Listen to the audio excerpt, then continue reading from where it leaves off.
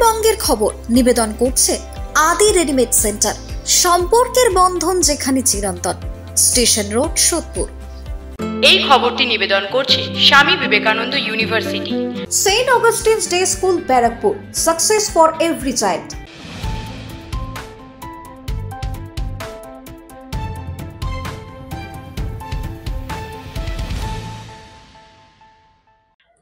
নমস্কার, আপনারা দেখছেন নিউজ বঙ্গ টাইম। 7টায় বঙ্গের খবর নিয়ে আপনাদের সাথে আমি দিশা।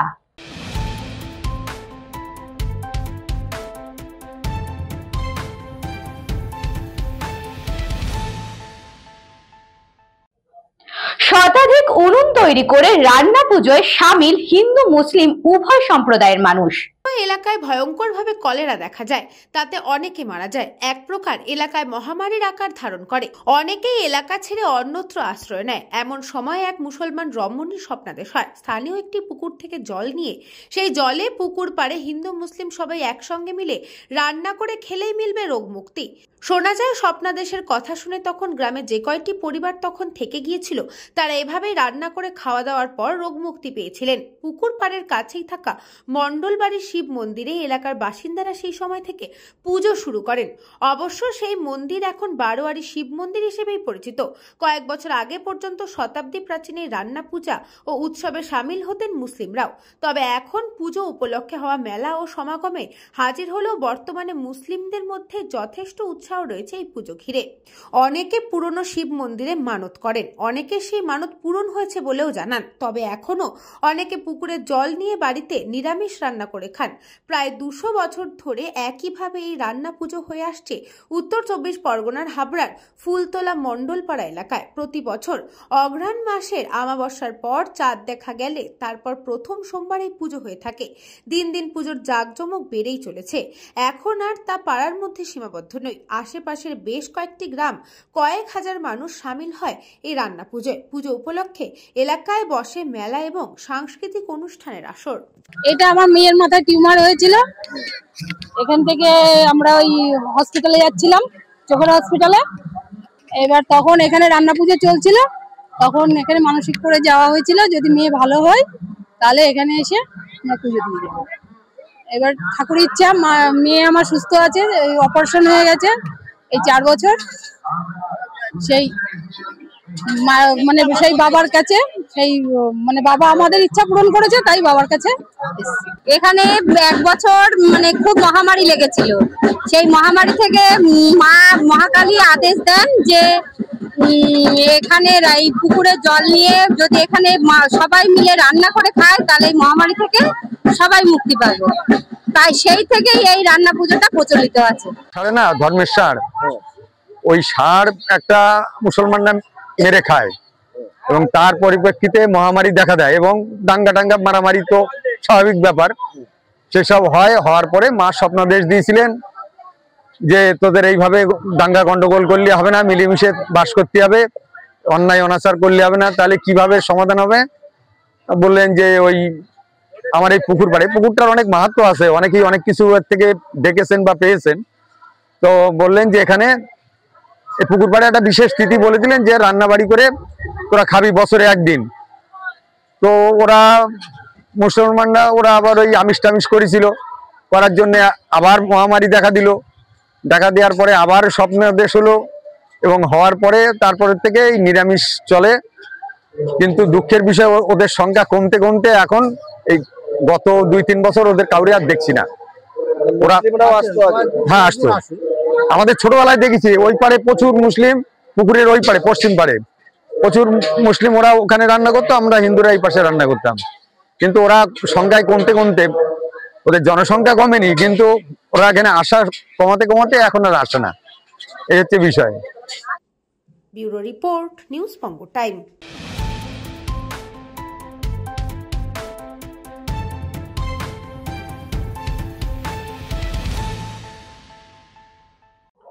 দীর্ঘ প্রতীক্ষার পর ইসলামপুরের দিঘি কবরস্থানে শুরু হলো নতুন রাস্তা তৈরির কাজ।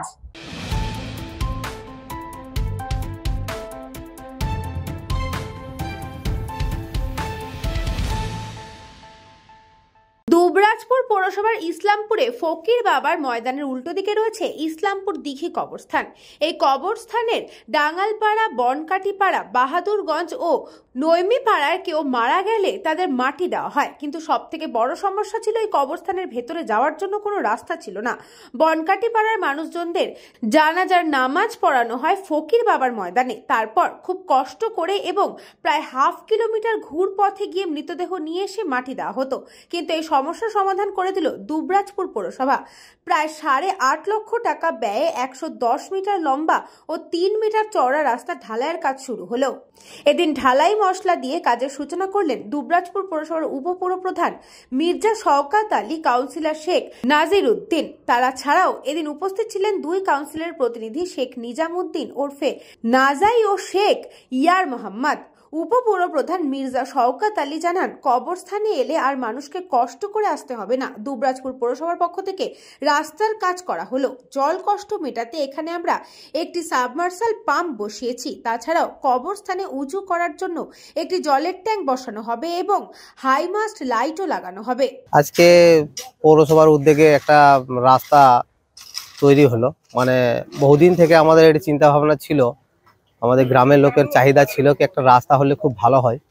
সেই পরিকল্পনা আমরা জানিয়েছিলাম, ভাইস চেয়ারম্যানকে জানিয়েছিলাম, কাউন্সিলরদেরকেও সবাইকে জানিয়েছিলাম। তারা আজকে এই রাস্তাটা উদ্বোধন করলো এবং সেই রাস্তাটা আজকে শুরু হলো।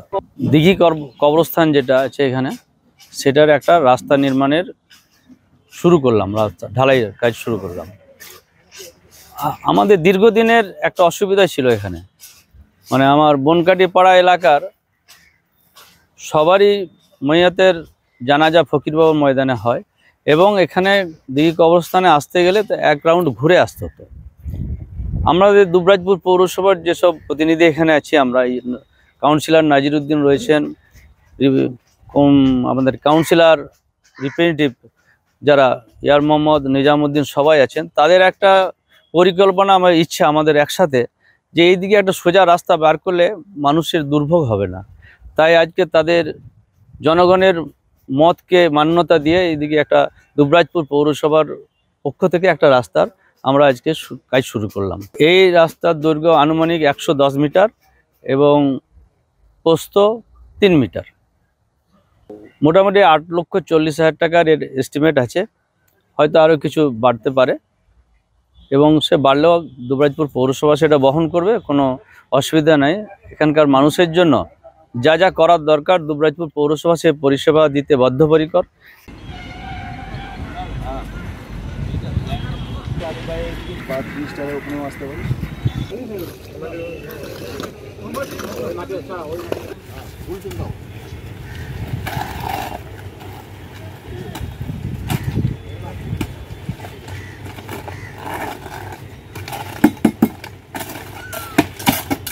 এবার আমাদের লেবার লাগে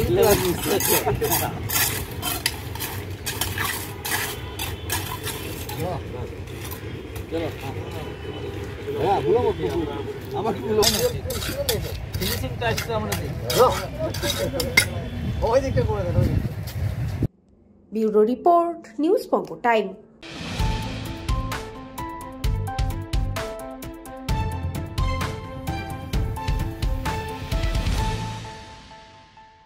পড়াশোনার বকুনি, বাড়ি ছাড়লো মাধ্যমিক পরীক্ষার্থী।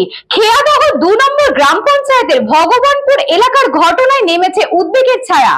পড়াশোনা না করে মোবাইল ঘাটার জেরে বাবার বকুনি, আর তারপরে বাড়ি ছেড়ে নিখোঁজ হয়ে যায় মাধ্যমিক পরীক্ষার্থী ঋত্বিক ভরত। বয়স মাত্র 15 থেকে 16 বছর।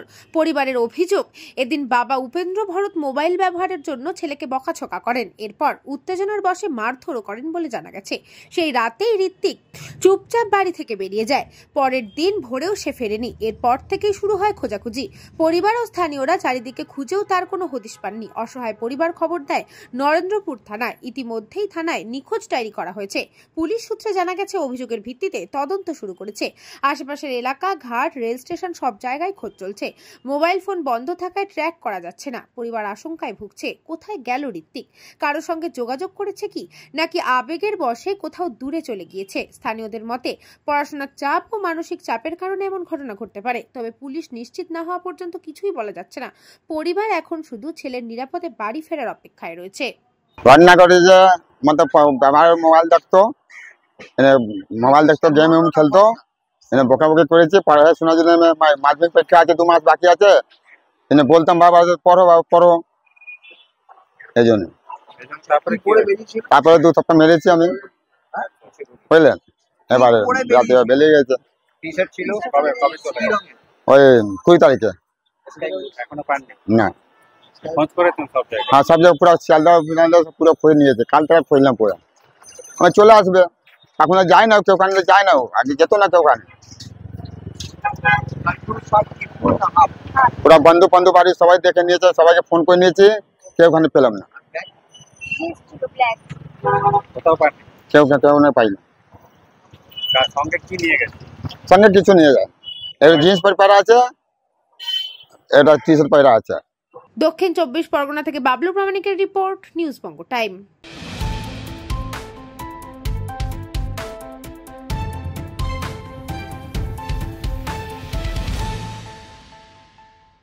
এখন সময় বিজ্ঞাপন বিরতির।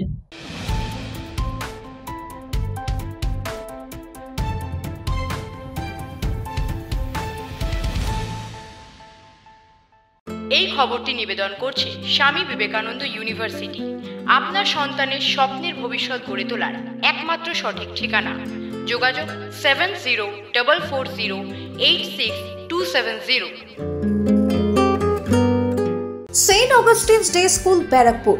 Success for every child. Admission open session 2026 to 2027. Contact number 9007934555. পুরীর খাজা মানে আদি নৃসিংহ সুইটসের খাজা। স্বর্গদুয়ার থেকে মন্দিরে যাওয়ার রাস্তায় পিলপিল প্যালেসের বিপরীতে মিলবে খাজার খাজানা আদি নৃসিংহ সুইটস।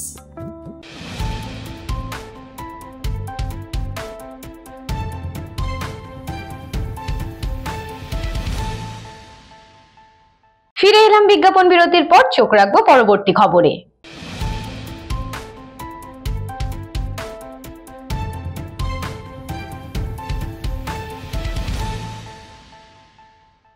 বারো দিনের মধ্যে এসআইআর প্রক্রিয়ার কাজ সমাপ্তি করে নজির গড়লেন হিলি ব্লকের 107 নম্বর বুথের বিএলও নয়ন কুমার সাহা।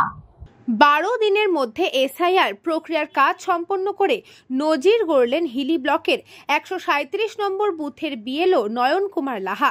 বালুরঘাট বিধানসভার বিনশিরা কৃষ্ণপল্লীর পাঠাগার কেন্দ্রের দায়িত্বপ্রাপ্ত এই বিএলও জেলার মধ্যে দ্রুততম সময়ে কাজ শেষ করে রেকর্ড করলেন।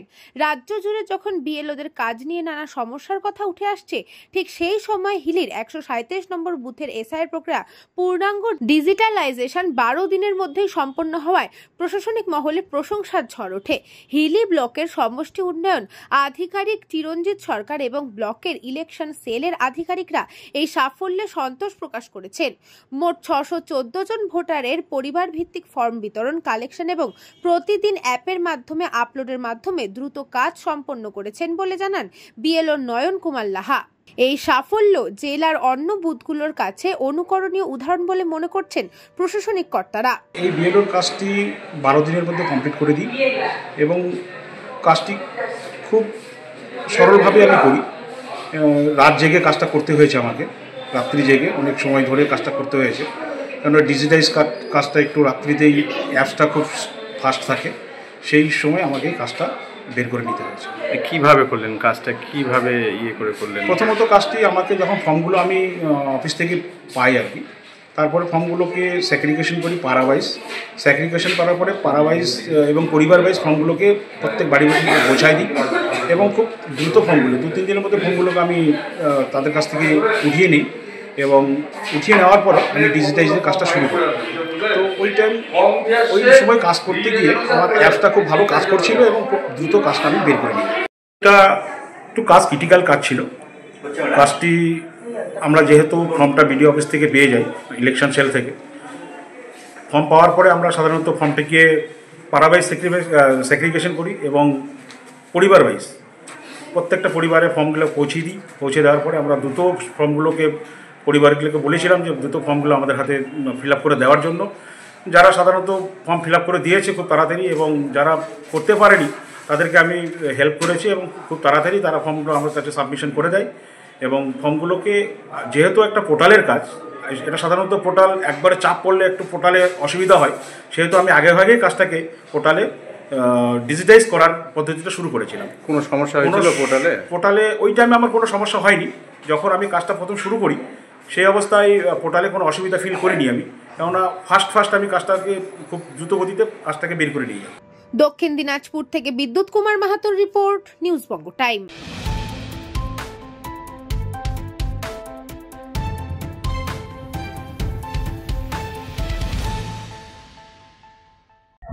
কামারহাটি পৌরসভার 2002 সালের ভুতুড়ে ভোটার লিস্ট থেকে উধাও কামারহাটি 24 নম্বর ওয়ার্ডের তৃণমূল কাউন্সিলর বিমল সাহার নাম জানিয়ে শুরু হয়েছে জল্পনা। কামারহাটি পৌরসভার 24 নম্বর ওয়ার্ডের পৌর প্রতিনিধি ও প্রাক্তন পৌর প্রধান পরিষদ সদস্য তৃণমূল কংগ্রেসের বিমল সাহা নিজে পৌর প্রতিনিধি ও তৃণমূল কংগ্রেসের নেতা হয়ে চিন্তিত। 2002 সালের ভোটার লিস্ট থেকে নাম বাদ যাওয়া নিয়ে প্রশ্ন, তাহলে সাধারণ মানুষের মধ্যে কতটা আতঙ্ক সৃষ্টি করতে পারে নির্বাচন কমিশন? নির্বাচন কমিশনের পক্ষ থেকে যখন এসআইআর শুরু হয় সেই সময় সারা রাজ্যের মানুষ 2002 সালের ভোটার লিস্ট জোগাড় করা শুরু করে এবং দেখা শুরু করে। তখন দেখতে পান যে 2002 সালের ভোটার লিস্টে কাউন্সিলর বিমল সাহা সহ তার সহধর্মিনী মা, বাবা, দাদার পুরো পরিবারের নাম লিস্ট থেকে উধাও হয়ে যায়।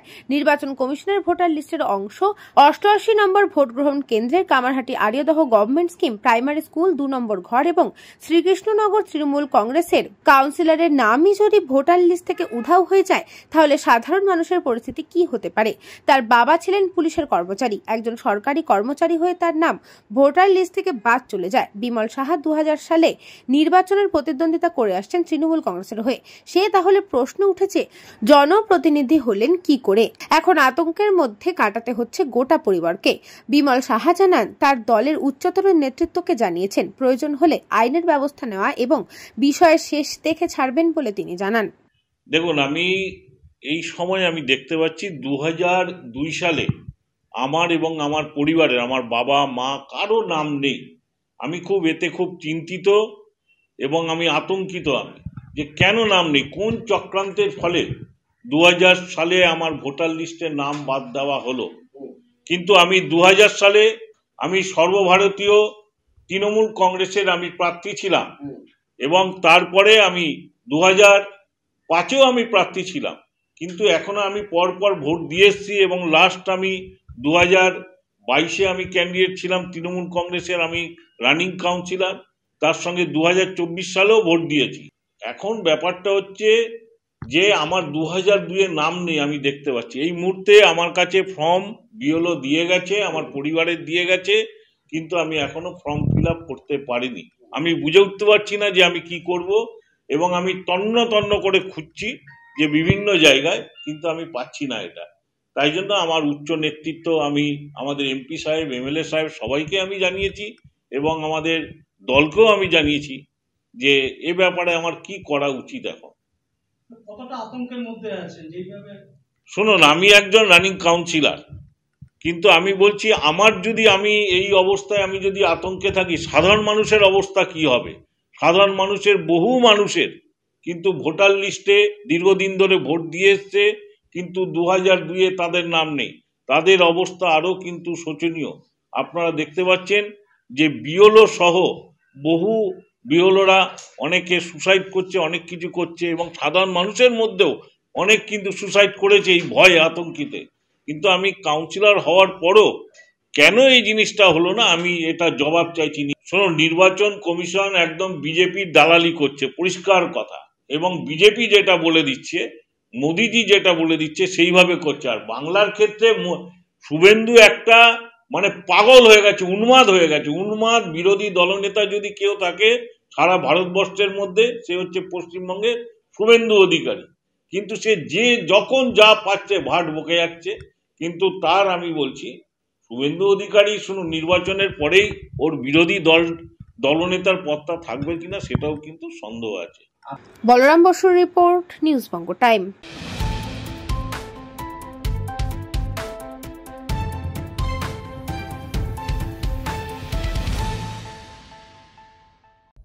কৃতি ছাত্রছাত্রীদের সংবর্ধনা অনুষ্ঠান অনুষ্ঠিত হলো হিঙ্গলগঞ্জ হাই স্কুলে।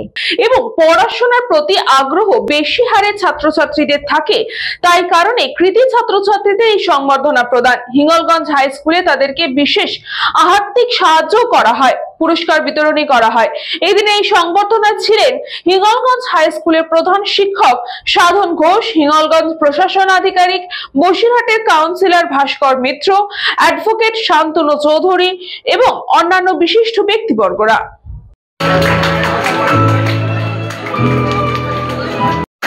আইরিন দালালকে মঞ্চে আসার জন্য বলা হচ্ছে। সপ্তম থেকে অষ্টম শ্রেণী একটি বই এবং 500 টাকা এবং তৃতীয় পুরস্কার একটি বই এবং 400 টাকা তুলে দিচ্ছেন। প্রথম পুরস্কার বই এবং আমাদের যারা বাংলা মিডিয়াম সরকারি স্কুলগুলো আছে তারাও যোগ্য ছাত্রছাত্রী তৈরি করতে সক্ষম এবং এখান থেকে প্রচুর ছাত্রছাত্রীরা বেরিয়ে কেউ আইএএস, কেউ আইপিএস, কেউ অ্যাডভোকেট তৈরি হয়। এবং আমার মনে হয়েছে যে যদি মেধা থাকে, যদি মানসিকতা থাকে এগিয়ে যাওয়ার, তাহলে যে কোনো জায়গা থেকে যাওয়া যায়। এবং এখানকার শিক্ষক মহাশয়রা যেভাবে ছাত্রদের সঙ্গে থাকেন তাদেরকে আমার প্রতি অসংখ্য কৃতজ্ঞতা এবং ভালোবাসা। আমাদের হিঙ্গলগঞ্জ ব্লকটা হচ্ছে সুন্দরবন এলাকার একটা প্রত্যন্ত এলাকা। এখানকার আমরা জানি বেশিরভাগ মানুষের জীবন জীবিকার সন্ধানে কখনো জলে কখনো জঙ্গলে তাদেরকে থাকতে হয়। সেই সব ঘর থেকে উঠে আসা আমার ছোট ছোট ভাই বোন যারা আমার স্কুলে বর্তমানে পাঠরত। আমি নিজে এই স্কুলের একজন প্রাক্তন ছাত্র। আমি নিজেকে অত্যন্ত গর্বিত এবং ধন্য মনে করছি যে আমার ছেড়ে যাওয়া স্কুলে, আমার শৈশবের স্কুলে আমি আমার শিক্ষক মহাশয় মাননীয় দেবব্রত ঘোষ, শ্রী সাধন ঘোষ, এই সমস্ত মানুষদের সহচর্যে আতিয়ার রহমান আছেন আমাদের সামাজিকদেরকে কিছু অল্প কিছু নগদ সাহায্য তৎসহ কিছু পুরস্কার আমরা তুলে দিতে পারলাম। তার জন্য আমরা সত্যি খুব আনন্দিত। St. Augustine's Day School, Barakpur. Success for every child. Admission open 2026 to 2027. Contact number 9007934555.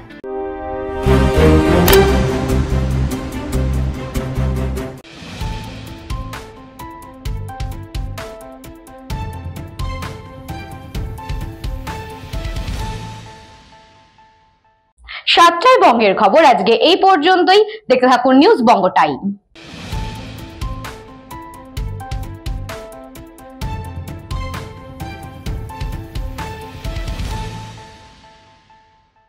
এই খবরটি নিবেদন করছে স্বামী বিবেকানন্দ ইউনিভার্সিটি। আপনার সন্তানের স্বপ্নের ভবিষ্যৎ গড়ে তোলার একমাত্র সঠিক ঠিকানা। যোগাযোগ 7044086270। St. Augustine's Day School, Barakpur. Success for every child. Admission open session 2026 to 2027. Contact number 9007934555. পুরীর খাজা মানে আদি নৃসিংহ সুইটসের খাজা। স্বর্গদুয়ার থেকে মন্দিরে যাওয়ার রাস্তায় পিপি প্যালেসের বিপরীতে মিলবে খাজার খাজানা আদি নৃসিংহ সুইটস।